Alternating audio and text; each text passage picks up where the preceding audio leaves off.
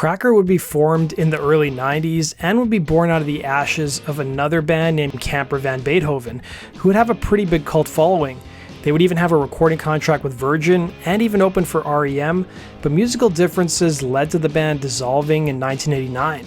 It was following the dissolution of the band that frontman David Lowery would reconnect with an old friend of his named Johnny Hickman, and the two began work on some new music. And with Lowery still under contract with Virgin, they soon took the songs to the label and got a recording deal. The band would release their self-titled debut record in 1992, and while it sold a respectable amount in about 250,000 copies, it would be the group's follow-up album Kerosene Hat the following year that would truly mark the band's commercial peak thanks to the song Low. However, the song almost never made it onto radio stations because of its lyrical content, and today let's talk about the history of the song Low.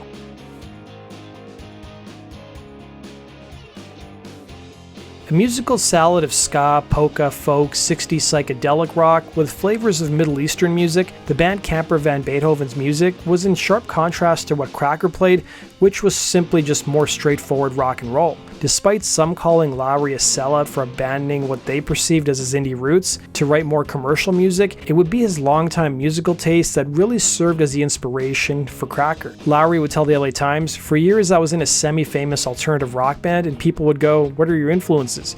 So I usually started about the punk rock era and edited out a lot of things you don't tell people. Secretly I listened to the first 4 Tom Petty records over and over again." The single Low would be born out of a soundcheck, with Hickman telling Spin Magazine, "We were soundchecking in Portland, all a little bit hungover, and I was just making noise. I started looping that riff over and over, and David and Davey started playing it too. We kept playing until we had 4 chords, and David asked the front of the house guy to record it. I probably would have forgotten that riff if it had not been recorded." By the band's own admission, they never thought it was ever going to be released as a single, but it would be the record label who really pushed the band to put it out. The song would end up peaking at number 3 on the modern rock charts and number 64 on the pop charts.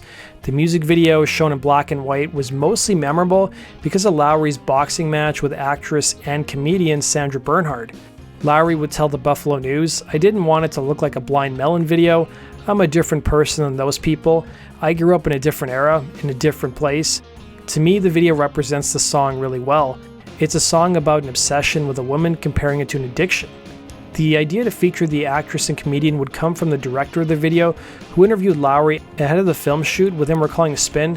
Carlos Grasso, the director, is half Italian and half Mexican, and he just can't help getting really abstract and theoretical.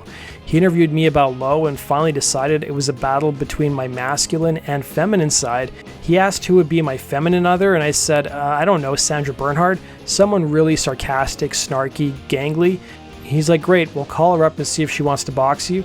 Initially, Bernhard said she would only do the shoot if she liked the song, and she ended up loving it and agreed to appear in the video.